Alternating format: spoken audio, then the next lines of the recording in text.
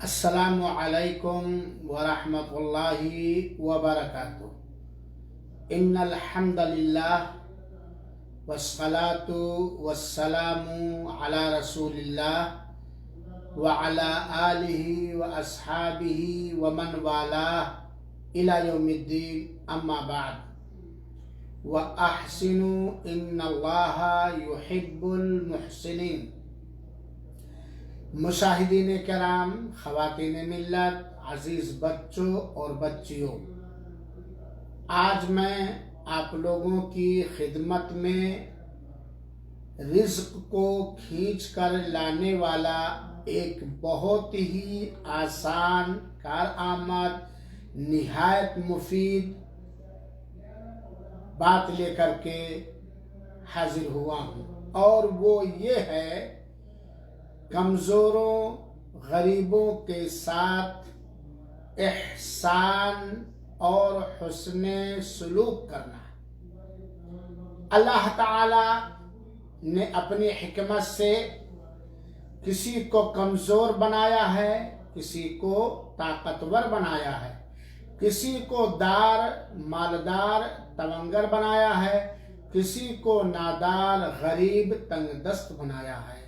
اپنی حکمت سے اللہ تعالیٰ نے کسی کو اونچا بنایا، کسی کو نیچا بنایا،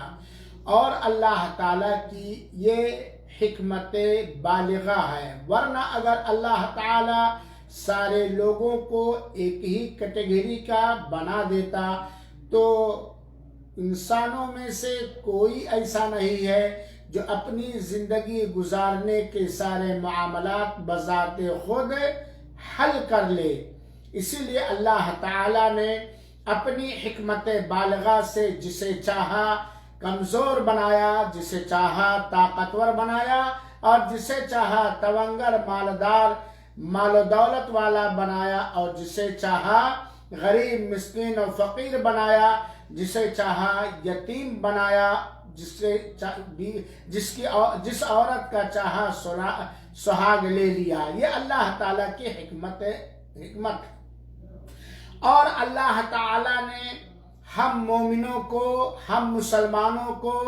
اپنے کلام مقدس کی مختلف آیات کے اندر، اور اللہ کے پیارے حبیب جناب محمد مصطفیٰ صلی اللہ علیہ وآلہ وسلم نے بے شمار صحیح احادیث کے اندر ہمیں یہ تعلیم دی ہے کہ ہم ہر حال میں رب کے شکر گزار بنیں، ہم اللہ تعالیٰ کے فیصلے پر صبر کریں، اور اللہ تعالیٰ ہی سے ثواب کی آشا اور امید رکھیں۔ ہر کمزور طاقتور کے ادب اور احترام کا خیال رکھیں۔ ہر طاقتور اور مالدار اپنے سے کمتر لوگوں کے حقوق کو پامال نہ کرے اور ان کے حقوق کی ادائیگی کرے، چاہے مالدار ہو یا غریب، دھن والا ہو، پونجی پتی ہو، یا روڈ پر بھیک مانگنے والا ہو، کسے باشد، ہر ایک کے دل میں یہ خواہش اور تمنا ہوتی ہے کہ اس کے گھروں میں روزی کھچ کر آئے اور اس کی روزی کبھی تنگ نہ ہو۔ مالدار جو ہے، اگر آپ اس سے پوچھیں کہ تمہاری آرزو کیا ہے تو وہ اور مال کی تمنا کرتا ہے۔ غریب، نادار، فقیر، بیوہ، یتیم سے اگر آپ پوچھیں کہ آپ کی اچھا اور تمنا کیا ہے تو وہ اپنی غربت دور کرنے کی اچھا اور تمنا کرے گا۔ ایک بیمار سے اگر آپ بیٹھ کر اس کے دل میں گھس کر اس سے پوچھیں کہ آپ کی آرزو کیا ہے تو اپنی بیماری کے دور ہو جانے کی آرزو اور تمنا کرے گا۔ ہر ایک کے خواہشات ہوتے ہیں، ہر ایک کے جذبات ہوتے ہیں، ہر ایک کی تمنائیں ہوتی ہیں، اور سارے لوگوں کی جذبات کا خیال رکھنے والا، سارے لوگوں کی آرزوؤں اور تمناؤں کی تکمیل کرنے والا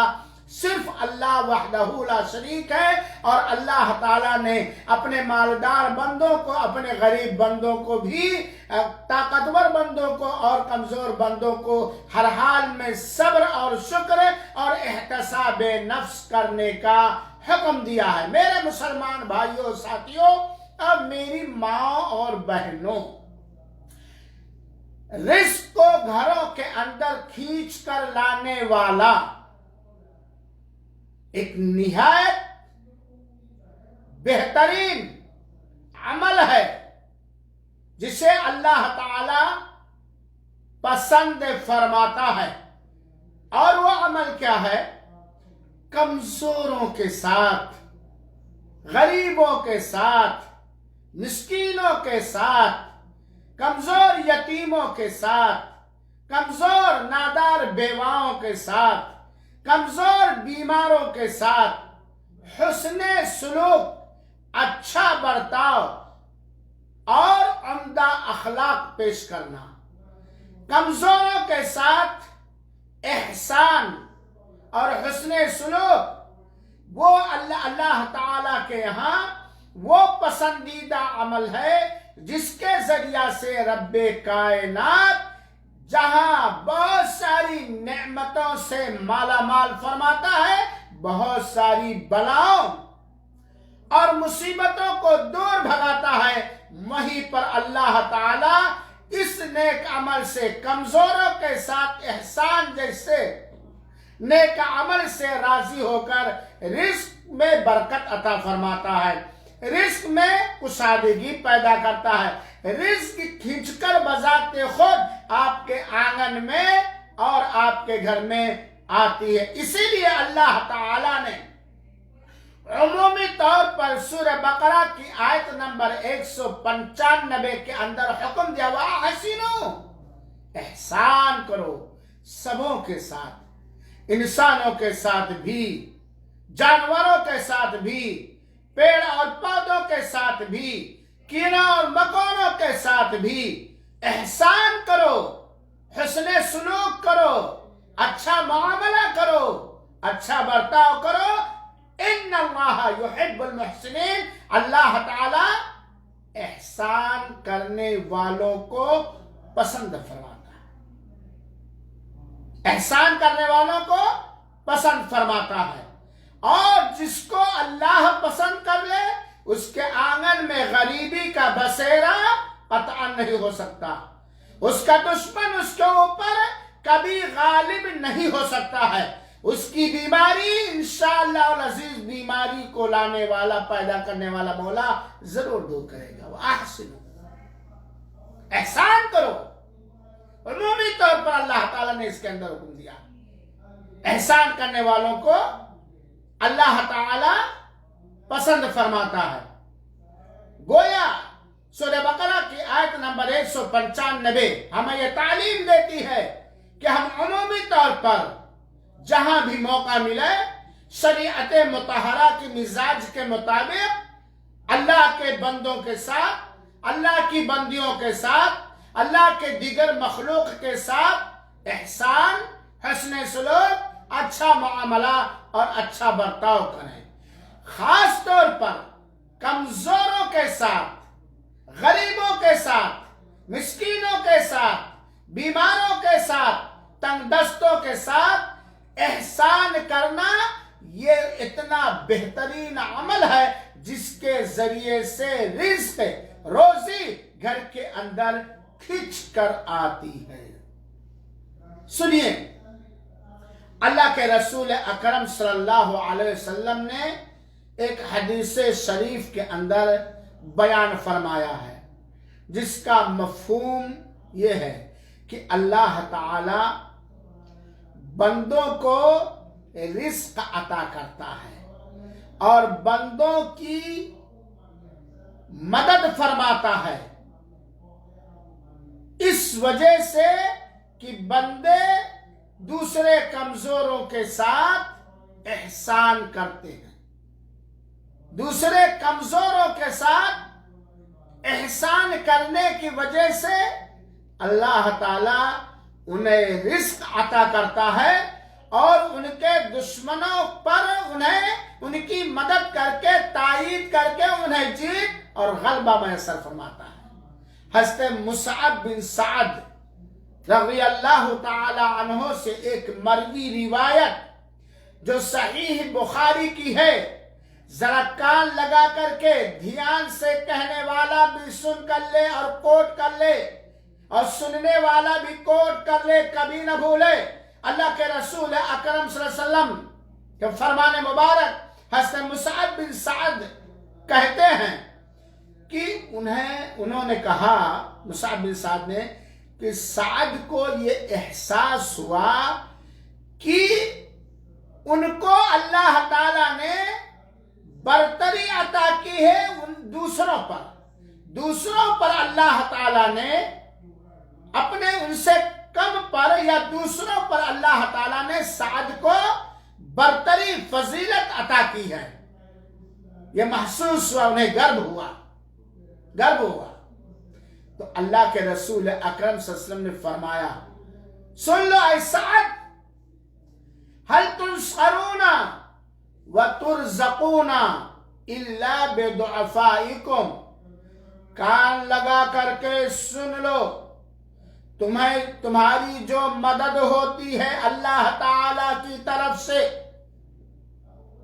اللہ تعالی کی طرف سے جو تمہیں روزی ملتی ہے، یہ تمہارے کمزوروں کی وجہ سے، اور دوسری روایت میں ہے تمہارے اندر دوسرے نیک موجود لوگوں کی دعاؤں کی وجہ سے۔ تمہیں جو مدد ملتی ہے اللہ تعالی کی جانب سے، تائید، نصرت ملتی ہے، اور جو تمہیں رزق، روزی روٹی مل رہی ہے، یہ تمہارے کمزوروں کی وجہ سے مل رہی ہے۔ چنانچہ دیکھ لو، کان لگا کر کے سن لو، تم کمزوروں کو، غریبوں کو، ناداروں کو کبھی حقیر، کمتر، ذلیل، رسوا، بے وقار نہ سمجھنا۔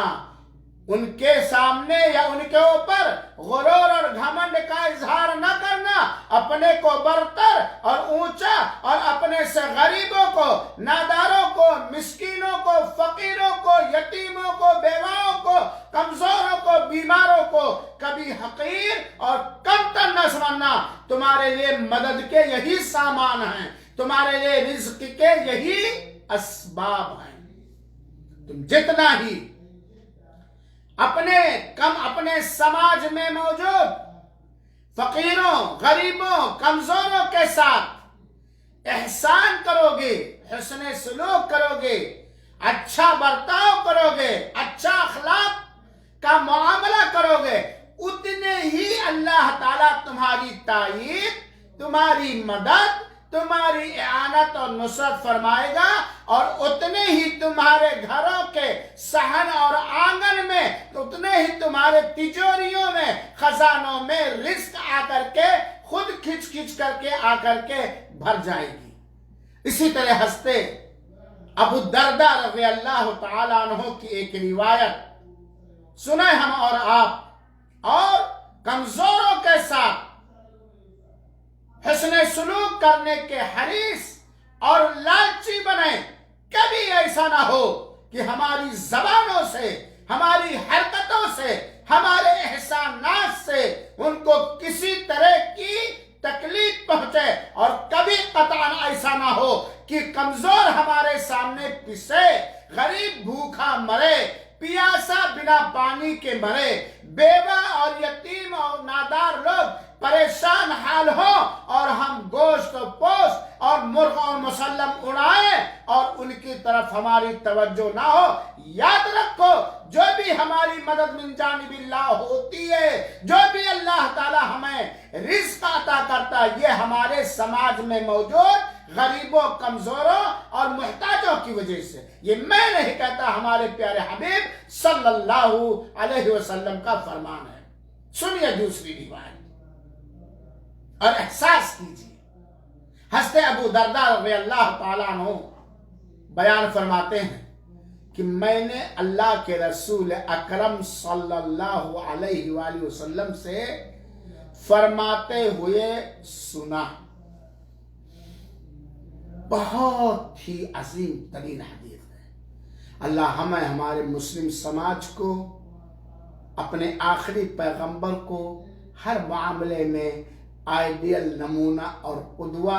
بنانے کی توفیق عطا فرمائے۔ اللہ کے رسول اکرم صلی اللہ علیہ وآلہ وسلم کا ارشاد مبارک سنیے، لکھ کے رکھ لیجئے، ذہن و دماغ کے رگ و ریشہ میں اسے کوٹ کر لیجئے۔ ابغونی فی ضعفائکم، مجھے تلاشو، مجھے ڈھونڈو اپنے کمزور لوگوں میں۔ تمہارے جو کمزور لوگ ہیں، نادار لوگ ہیں، غریب لوگ ہیں، ناتواں لوگ ہیں، ان میں تم مجھے تلاش کرو۔ تم مجھے غریبوں کے ساتھ پاؤ گے، تم مجھے فقیروں کے ساتھ پاؤ گے، تم مجھے تنگ دستوں کے ساتھ پاؤ گے، تم مجھے پریشان حال لوگوں کے ساتھ پاؤ گے، تم ہمیں کمزوروں کے ساتھ پاؤ گے، تم ہمیں بیماروں کے ساتھ پاؤ گے۔ ابغونی فی ضعفائکم، اپنے کمزوروں میں جاؤ، مجھے ڈھونڈنا چاہتے ہو، مجھے تلاشنا چاہتے ہو، میرا پتہ لگانا چاہتے ہو کہ میں کہاں ہوں، تو جاؤ اپنے سماج کے کمزور لوگوں کے اندر مجھے پاؤ گے۔ فَإِنَّمَا تُرْزَقُونَ وَتُنْصَرُونَ بِضُعَفَائِكُمْ، کیونکہ یقیناً تمہیں رزق عطا کی جاتی ہے، تمہاری مدد کی جاتی ہے تمہارے کمزور لوگوں کی وجہ سے۔ اس سے پتہ چلا، یہ سنن ابی داؤد کی روایت اور سنن ترمذی کی روایت جسے علامہ البانی رحمۃ اللہ علیہ نے صحیح قرار دیا، اس حدیث سے پتہ چلا، اے میرے مالدار بھائیوں، تونگر بھائیوں اور بہنوں، آپ اپنے دشمنوں پر جیت حاصل کرنا چاہتے ہیں، آپ اپنے گھروں سے فقر و فاقہ، محتاجی بھگانا چاہتے ہیں، آپ اپنے معاملات میں درپیش مسائل میں حل تلاش کرنا چاہتے ہیں، تو جاؤ اپنے محلے کے اندر، اپنے رشتہ داروں میں، اپنے گاؤں میں، اپنے ضلع میں، اپنے اسٹیٹ میں، دنیا کے کسی کونے میں جاؤ، محتاجوں کے، غریبوں کے، کمزوروں کے ساتھ اسلامی مزاج اور اسلامی تعلیم کے حساب سے احسان کرو، حسن سلوک کرو، اچھا برتاؤ کرو، تمہاری غربت دور ہو جائے گی، تمہارے رزق میں کشادگی اور وسعت رب کائنات پیدا کر دے گا، جتنے تمہارے اس عمل میں اخلاص اور سچائی ہوگی، تمہارے مسائل حل کر دے گا، تمہارے بیماروں کو شفا دے دے گا، تمہاری حفاظت کرے گا، تمہاری اولاد کی حفاظت فرمائے گا، غربت کا خاتمہ ہو جائے گا۔